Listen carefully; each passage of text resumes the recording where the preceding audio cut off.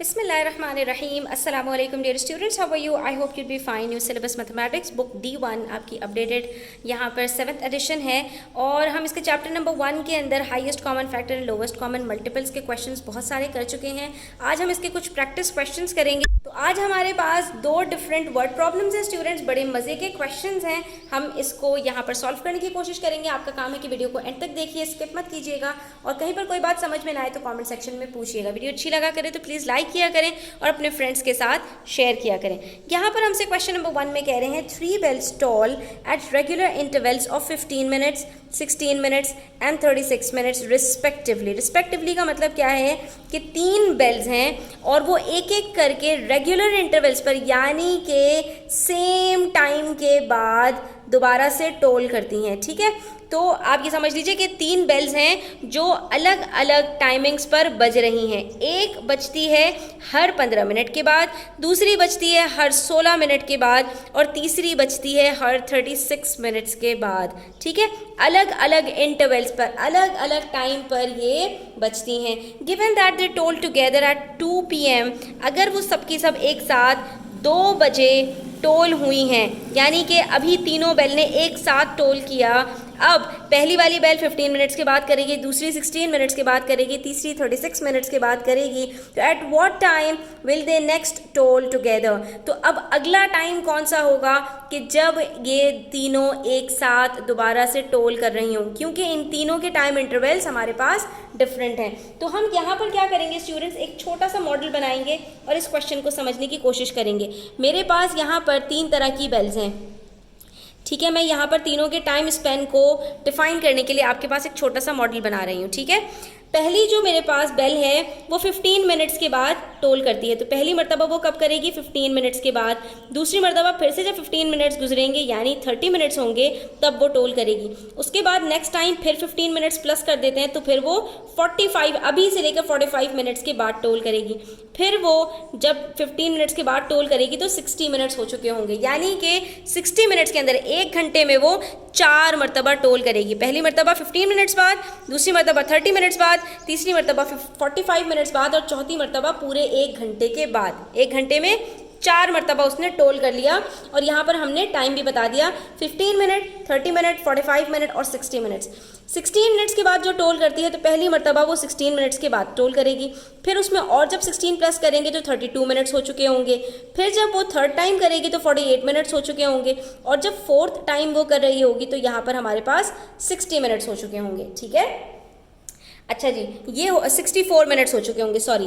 तो अभी तक आपने देखा कि जितनी दफ़ा भी इन लोगों ने टोल किया तो कहीं पर भी कॉन्साइड नहीं कर रही, एक साथ कहीं पर भी टोल नहीं कर रही हैं। ठीक है, तो इसका मतलब है और ज़्यादा ये हमारे टाइमिंग्स आगे बढ़ेंगे, कहीं ना कहीं पर जाकर ऐसा तो होगा कि ये तीनों एक साथ टोल कर रही होंगी। और थर्ड वाली जो है वो हर 36 मिनट्स के बाद टोल करती है। तो पहली मरतबा 36 मिनट्स के बाद टोल करेगी, फिर और 36 प्लस करते हैं तो हमारे पास यहाँ पर आंसर आता है 72, यानी 72 मिनट्स, 1 घंटे के भी बाद 72 मिनट्स के ऊपर वो दोबारा सेकंड टाइम टोल कर रही होगी। फिर मजीद 36 हम जब यहाँ पर ऐड करते हैं तो अब वो नेक्स्ट टाइम करेगी तो 108 मिनट्स गुजर चुके होंगे अब से लेकर। तो अब आप ये ज़रा यहाँ पर थोड़ा सा नोटिस कीजिए स्टूडेंट्स, यहाँ पर हमारे पास हो क्या रहा है। यहाँ पर हम ये चेक करने की कोशिश कर रहे हैं कि अगर 3 बेल अलग अलग टाइम ड्यूरेशन के ऊपर टोल करती हैं, अलग अलग टाइम इंटरवल्स हैं उनके टोल करने के, और तीनों ने एक साथ अभी टोल किया है तो कहीं पर आगे जाकर वो एक साथ दोबारा से टोल करेंगी। तो जब कोई आगे की रीडिंग हमें फाइंड आउट करनी होती है और वो एक से ज़्यादा हो तो हम वहाँ पर क्या करते हैं, लीस्ट कॉमन मल्टीपल निकालते हैं। ये जो मल्टीपल का यहाँ पर वर्ड है ना, तो इससे आपको पता चलेगा कि ये देखिए यहाँ पर हमने 15 के मल्टीपल्स निकाले। 15 का टेबल पढ़ना शुरू कर दिया, 15 1 जार 15, 15 2 जार 30, 15 3 जार 45। फिर 16 यहाँ पर जो है हमने 16 का टेबल पढ़ा, 16 1 जार 16, 16 2 जार 32, 16 3 जार 48, 16 4 जार 64। फिर यहाँ पर हमने 36 का टेबल पढ़ा, 36 1 जार 36, 36 2 जार 72, 36 3 जार 108 और इस तरह करते करते हम आगे जाते जा रहे हैं। हमने फाइंड करना है है कोई ऐसा मल्टीपल जो उन सब में कॉमन हो और सबसे छोटा हो। तो इसलिए हम यहाँ पर फैक्टर नहीं फाइंड आउट करेंगे, हम मल्टीपल फाइंड आउट करेंगे। अब यहाँ पर हम फैक्टर क्यों फाइंड आउट नहीं करेंगे, क्योंकि स्टूडेंट्स यहाँ पर 15, 16 और 36 का जो भी कॉमन फैक्टर होगा वो 15 होगा या 15 से भी छोटा होगा, जो कि इस केस में पॉसिबल नहीं है कि वो 15 मिनट से पहले ही दोबारा एक साथ टोल करें अगर उन तीनों ने अभी टोल किया है। तो क्वेश्चन को सबसे पहले आपने एक मॉडल से समझना होता है, फिर आपने उसके सॉल्यूशन की तरफ जाना होता है। अब हमें जब ये बात पता चल गई कि हमने यहाँ पर एलसीएम फाइंड आउट करना है, तो हम एलसीएम निकालेंगे और फिर हम अपने आंसर को चेक करेंगे कि हमारा आंसर ठीक है या नहीं। एलसीएम निकालना तो हम लोग पहले ही सीख चुके हैं। एक ही डब्बे में तीनों नंबर्स को रखेंगे और उनके मल्टीपल्स, कॉमन मल्टीपल्स को पहले से फैक्टर्स के साथ डिवाइड करना शुरू करेंगे। तो यहाँ पर दो इवन नंबर्स हैं, 2 को हमने सबसे पहले ले लिया, 2 8 are 16, 2 9 are 18, बाकी 15 एज इट इज नीचे उतर आया। फिर से दो इवन नंबर्स हैं, फिर से 2 से कर लेंगे, 2 4 are 8, 2 9 are 18। अब बचा 15, 4 और 9, तो इसमें हमें नजर आ रहा है कि दो जो है नंबर्स 3 के मल्टीपल्स हैं, तो हमने 3 से ले लिया। यहाँ पर 3 5 are 15, 3 और 4 इसके टेबल में नहीं आता, और 3 3 are 9। अब आप देख सकते हैं हमारे पास जो नंबर्स बचे हैं 5, 4 और 3, तो इसमें कुछ भी कॉमन नहीं है, तो हम इनको एज इट इज छोड़ देंगे। अब ये 3 फैक्टर्स उठाएंगे और ये जो 3 आखिर में बचे हैं इनको उठाकर आपस में मल्टीप्लाई करेंगे, तो इन सबको मल्टीप्लाई करके हमारे पास आंसर आएगा 720। और ये 720 का यूनिट क्या है, तो ये 720 मिनट्स हैं।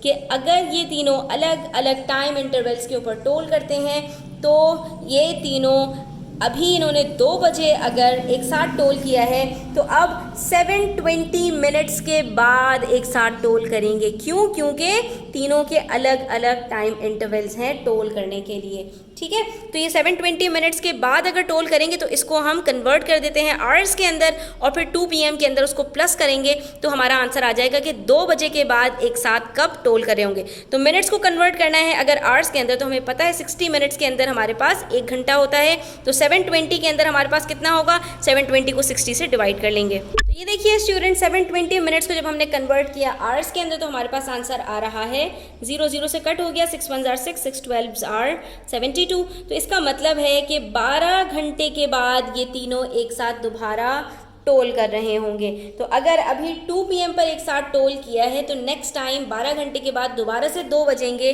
और ये रात के 2 बज रहे होंगे, तब दोबारा से एक साथ तीनों टोल करेंगे। तो यहाँ पर हम रिजल्ट में क्या बताएंगे, if the bells toll together at 2 PM they will next toll together at 2 AM। 12 घंटे के अंदर हम जब 12 घंटे प्लस करेंगे 2 PM में, तो 2 AM आंसर आ जाएगा। स्टूडेंट्स, अब आपको अगर चेक करना हो अपना आंसर तो आप चेक कर सकते हैं। आप सिंपली क्या करेंगे कि ये जो आपका आंसर आया है 720, आप तीनों फैक्टर्स से इसको डिवाइड करके देख लीजिए, क्योंकि अगर 720 इन तीनों का सबसे छोटा मल्टीपल है, कॉमन मल्टीपल, तो इसका मतलब है ये तीनों इसके फैक्टर्स होंगे। जब हम इन तीनों को इससे डिवाइड करके देखेंगे ना 15, 16 और 36 से, तो हमारे पास जो आंसर आएगा 48, 45 और 20, इसका मतलब ये होगा कि जो 15 मिनट्स के बाद टोल करता है वो कितनी मरतबा टोल कर चुका होगा, 48 टाइम्स टोल कर चुका होगा। जो 16 मिनट्स के बाद टोल करता है वो 45 टाइम्स टोल कर चुका होगा, और जो 36 मिनट्स के बाद टोल करता है वो 20 टाइम्स टोल कर चुका होगा 720 मिनट्स में, यानी 12 घंटे के अंदर। लेकिन कोई ऐसा टाइम हमारे पास इसमें नहीं आ रहा कि जहां पर तीनों एक साथ टोल कर रहे हों इसके बीच में, यानी 12 घंटे से पहले कोई टाइम ऐसा नहीं होगा जहां पर तीनों ने एक साथ टोल किया हो। वजह उसकी क्या है स्टूडेंट्स, के आप देख सकते हैं 48, 45 और 20, आप तीनों के फैक्टर्स निकाल कर देखेंगे तो तीनों में आपको कोई कॉमन फैक्टर नहीं मिलेगा। क्यों? क्योंकि आप देख सकते हैं 20 आपके पास इवन नंबर है, 48 इवन नंबर है, इन दोनों में 2 कॉमन आ जाएगा, लेकिन 45 के अंदर 2 कॉमन नहीं आएगा। उसके बाद 45 और 48 के अंदर आपको 3 कॉमन मिल जाएगा, लेकिन 23 के टेबल में नहीं आता। तो इन तीनों में आप चेक कर सकते हैं कोई कॉमन फैक्टर बीच में नहीं आएगा, जिससे ये बात प्रूफ होती है कि हमारा जो आंसर है वो बिल्कुल ठीक है। यानी 720 मिनट्स बाद, 12 घंटे के बाद ही दोबारा ये तीनों एक साथ टोल कर रहे होंगे। इसके बीच में कोई टाइम नहीं होगा जहां पर ये तीनों एक साथ टोल करें। उसके बाद स्टूडेंट्स हमारे पास प्रैक्टिस नाउ 13 का नेक्स्ट क्वेश्चन है। ये क्वेश्चन हम पहले भी डिस्कस कर चुके हैं, मैं डिस्क्रिप्शन बॉक्स में लिंक दे दूंगी, आप वहां से जाकर देख सकते हैं। इसमें आपसे कह रहे हैं कि आपके पास 3 पीसेज ऑफ रोप्स हैं, तीनों की लेंथ अलग अलग है, एक 140 सेंटीमीटर की है, एक उससे थोड़ी सी बड़ी है 168 सेंटीमीटर की, और एक उससे भी बड़ी है 210 सेंटीमीटर की। तीनों की लेंथ अलग अलग है, लेकिन फरहान ये चाह रहा है, he wishes to cut all the 3 pieces of ropes into smaller pieces of equal length. वो इन तीनों को कट करना चाह रहा है छोटे छोटे पीसेस में, इस तरह के पीसेस में वो कट करना चाह रहा है कि जितने पीसेस वो कट करे सबकी लेंथ आपस में बिल्कुल बराबर हो। ठीक है, यानी कि हर पीस बराबर लेंथ का कट हो। ठीक है, सारे पीसेस बराबर होने चाहिए। फॉर एग्जांपल अगर वो 140 सेंटीमीटर को 3 पीसेस में कट करता है तो हर पीस अगर फॉर एग्जांपल उसका 10 सेंटीमीटर का है एक पीस, तो ये सारे के सारे पीसेस 10 सेंटीमीटर के होने चाहिए। अगर एक जो उसकी लेंथ है रोप की पीस की वो 15 सेंटीमीटर है तो सारे पीसेस 15 सेंटीमीटर के होने चाहिए। इस क्वेश्चन का ये मतलब है। तो यहाँ पर आपसे कह रहे हैं कि आपने क्या करना है कि he wishes to cut all the 3 pieces of ropes into smaller pieces of equal length such that there is no leftover rope। और वो ये भी चाह रहा है कि आखिर में उसके पास कोई लेफ्ट ओवर्स भी ना हो, उसके पास कोई पीस बचे भी नहीं। यानी ऐसा नहीं हो कि 10 सेंटीमीटर के उसने 3 पीसेस कट कर लिए और आखिर में 5 सेंटीमीटर बच रहा हो, यहाँ पर 2 सेंटीमीटर बच रहा हो, यहाँ कुछ नहीं बच रहा हो। नहीं, बल्कि सारे पीसेस बराबर भी होने चाहिए और कुछ बचना भी नहीं चाहिए, कोई वेस्टेज नहीं होना चाहिए। तो आप ये बताइए what is the greatest possible length of each of the smaller pieces of rope. तो आपने ये बताना है कि वो कितनी लेंथ का, ज़्यादा से ज़्यादा मैक्सिमम ग्रेटेस्ट कितनी लेंथ का वो पीस कट कर सकता है, यानी हर पीस उसका कितना मैक्सिमम लेंथ का हो सकता है कि उससे बड़ा कोई पीस वो कट ना कर सके जिसके अंदर उसके पास कोई वेस्टेज ना हो। और ये भी बताइए कि how many smaller pieces of rope can he get all together, उसके पास टोटल कितने पीसेस आएंगे ये भी आपने पता लगाना है। तो स्टूडेंट्स इस तरह के जब भी क्वेश्चंस होंगे यहाँ पर आपने ये पता लगा लेना है कि जब भी आपको कोई भी चीज़ कट करनी है स्मॉलर इक्वल पीसेस के अंदर, ये 2-3 चीज़ें आप नोट डाउन कर लीजिए कि स्मॉलर पीसेस में आपने कट करनी है सच दैट कोई लेफ्ट ओवर ना हो और सब के सब आपके पास क्या हो, इक्वल लेंथ के हो। ये जो सर्कल्स मैं कर रही हूँ ये आप अपने पास नोट डाउन कर लें। इस तरह के क्वेश्चंस आपके पास पहले भी आ चुके हैं, तो वहाँ पर आपने हमेशा HCF कैलकुलेट करना है।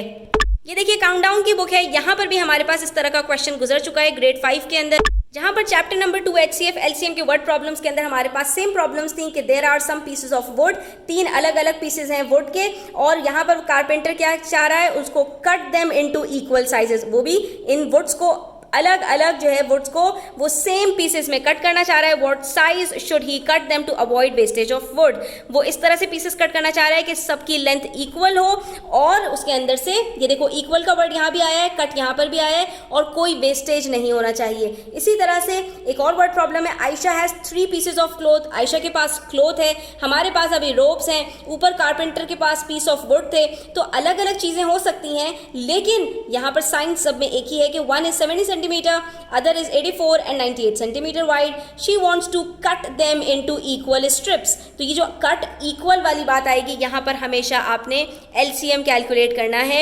How wide should she cut the strips? तो कितनी वाइड होनी चाहिए, उसकी लेंथ कितनी होनी चाहिए। तो इस तरह के बेशुमार वर्ड प्रॉब्लम्स आपके सामने आएंगे, हमेशा आपने HCF कैलकुलेट करना है। वजह उसकी क्या है कि जब आप एक चीज़ को मज़ीद छोटा कर रहे हैं, 140 सेंटीमीटर के पीसेस कट कर रहे हैं, तो वो 140 सेंटीमीटर से बड़ा नहीं हो सकता। और LCM हमेशा गिवन नंबर्स में से जो सबसे बड़ा नंबर होता है या तो वो LCM निकलता है या उससे भी बड़ा आता है। ठीक है, तो LCM यहाँ पर हम कैलकुलेट करेंगे तो कोई फ़ायदा नहीं होगा, क्योंकि हमें जो भी HCF चाहिए वो सबसे छोटा नंबर 140 होना चाहिए या 140 से भी छोटा होना चाहिए, क्योंकि पीसेस जब कट होंगे तो 140 भी मज़ीद छोटा हो जाएगा, हर पीस उसका 140 सेंटीमीटर से भी छोटा होगा। तो यहाँ पर सिर्फ आपने थोड़ा सा अपना IQ लेवल बढ़ा देना है, थोड़ा सा गौर व फिक्र करना है और आपका ये क्वेश्चन मज़े में सॉल्व हो जाएगा। तो बस हमने पहले स्टेप के अंदर क्या करना है, HCF कैलकुलेट करना है, और जब HCF कैलकुलेट कर लेंगे तो जितने हमारे पास HCF के आंसर्स आएंगे उन सबको हमने प्लस कर लेना है, तो हमारे पास पार्ट बी का भी आंसर आ जाएगा। यहाँ पर आपको एक टिप दे रही हूँ स्टूडेंट्स, याद रखना हमेशा HCF कैलकुलेट करने के लिए तीनों नंबर्स के प्राइम फैक्टराइजेशन अलग अलग करना, ठीक है। इससे आपकी जो मिस्टेक्स हैं वो नहीं होंगी। 140 के हमारे पास 4 फैक्टर्स आए 2, 2, 5, 7। 168 के 5 फैक्टर्स आए 2, 2, 2, 7, 3। और 210 के हमारे पास 4 फैक्टर्स आए 2, 5, 3, 7। आगे पीछे करके मैंने इसलिए लिखा है ताकि मुझे इनको कॉमन लेने में आसानी हो। तो ये देखो, सबसे पहले मेरे पास 2 इन तीनों में कॉमन है, उसके बाद 2 में 2 कॉमन है, तीसरे में नहीं है, छोड़ देंगे। 5 हमारे पास 2 में कॉमन है, इसको भी छोड़ देंगे। हाँ, 7 हमारे पास तीनों में कॉमन है, इसको हमने यहाँ पर कॉमन ले लिया। उसके बाद हमारे पास मज़ीद कोई फैक्टर भी इनमें कॉमन नहीं है, तो HCF हमारे पास यहाँ पर क्या निकलेगा? HCF हमारे पास निकलेगा 2 × 7 दैट इज़ 14। तो इसका मतलब ये हुआ कि हमें जो रोप्स के पीसेस कट करने हैं वो हर पीस 14 सेंटीमीटर का होना चाहिए, ठीक है। तो इस तरह करने से हमें क्या फ़ायदा होगा कि हमारे पास सारे पीसेस बिल्कुल इक्वल भी होंगे और कोई लेफ़्ट ओवर नहीं बचेगा। क्यों? क्योंकि 14 इन तीनों का फैक्टर है, इन तीनों को डिवाइड कर सकता है। ये तीनों नंबर्स 14 से डिविजिबल हैं, तीनों नंबर्स 14 के मल्टीपल हैं। पार्ट 2 के अंदर हमसे कह रहे हैं, अच्छा ये बताइए कि अगर 140 सेंटीमीटर की रोप है और आपने उसके 14 सेंटीमीटर के पीसेस किए हैं तो कितने इसके अंदर पीसेस निकलेंगे? 168 में कितने पीसेस निकलेंगे और 210 में कितने पीसेस निकलेंगे? तो बच्चों आप देखो, पार्ट बी जब भी इस तरह के क्वेश्चंस आएंगे आपके पास जहां पर कट करना है पीसेस में, उसके बाद नेक्स्ट जो आपका स्टेप होगा, जो अगर पार्ट 2 आपको गिवन है तो वहां पर आपने सिंपल ये करना है कि जो आपका HCF निकला है उसको आपने डिवाइड कर देना है बाकी तीनों नंबर्स के साथ। 140 को डिवाइड किया हमने, आंसर आया 10 पीसेस। 168 को डिवाइड किया, आंसर आएगा 12 पीसेस। और 210 को जब हम डिवाइड करेंगे तो आंसर आएगा 15 पीसेस। इससे हमें ये पता चला कि जो हमारे पास रोप 140 सेंटीमीटर की है उसके अंदर हमारे पास 14 सेंटीमीटर के 10 पीसेस निकल कर आएंगे। आप ये देख सकते हैं कि अगर ये रोप है और इसके अंदर में 14, 14, 14, 14, 14, 14, 14 के सेंटीमीटर के यहाँ पर मैं पीसेस कर रही हूँ, तो हर पीस मेरे पास यहाँ पर 14 सेंटीमीटर का है। और इस तरह के कितने पीसेस हो रहे हैं? 1, 2, 3, 4, 5, 6, 7, 8, 9 और ये 10 पीसेस मेरे पास निकल कर आएंगे। जो 168 सेंटीमीटर की रोप है उसमें मेरे पास 14 सेंटीमीटर के 12 पीसेस होंगे और 210 सेंटीमीटर की रोप के अंदर 14 सेंटीमीटर के 15 पीसेस होंगे। तो टोटल पीसेस कितने हो गए मेरे पास? टोटल पीसेस मेरे पास हो गए 10 + 12 + 15 35 37 पीसेस। इसका मतलब ये हुआ कि अगर हमारे पास इस तरह के नंबर्स हैं जिसको हमें कट करना है इक्वल पीसेस के अंदर, तो वहाँ पर HCF निकालो। HCF से आपके पास पार्ट 1 का आंसर आएगा, उसी HCF को बाकी नंबर्स के साथ डिवाइड कर दोगे तो आपके पास पार्ट 2 का आंसर आ जाएगा। अब इसी तरह से अगर आपके पास पीस ऑफ वुड होता, उसको आपने पीसेस में कट करना होता, तो आपके पास जो HCF निकलता आप उसको टोटल लेंथ्स में से क्या करते? डिवाइड करते। जो आंसर आता उन सबको आपस में प्लस कर देते, तो आपको पता चल जाता कि इसके अंदर आपके पास अलग अलग पीस ऑफ वुड के कितने पीसेस आ जाएंगे। इसी तरह से पीस ऑफ क्लॉथ की जहाँ पर बात थी, वहाँ पर भी अगर आप कपड़ा काट रहे हैं, अलग अलग लेंथ के आपके पास कपड़े हैं, सबको बराबर पीसेस में कट करना है, आपकी मम्मा कोई रिल्ली वगैरह बना रही हैं जिसके अंदर सारे पीसेस इक्वल होने चाहिए, तो आपको यहाँ पता चल जाएगा कि आपके पास कितने पीसेस कट हो जाएंगे जो आपके पास अवेलेबल कपड़ा है। तो इस तरह से आप अपनी डेली लाइफ के अंदर इन सारी चीज़ों को यूज़ कर सकते हैं, इससे आपको बड़ी हेल्प मिलेगी। आज की वीडियो कैसी लगी कमेंट सेक्शन में अपनी राय का इजहार कीजिएगा। अच्छी लगी तो प्लीज़ लाइक कीजिएगा, अपने फ्रेंड्स के साथ शेयर कीजिएगा। चैनल पर नए हैं तो सब्सक्राइब करते जाइएगा। अपना ख्याल रखिएगा। अल्लाह हाफिज़।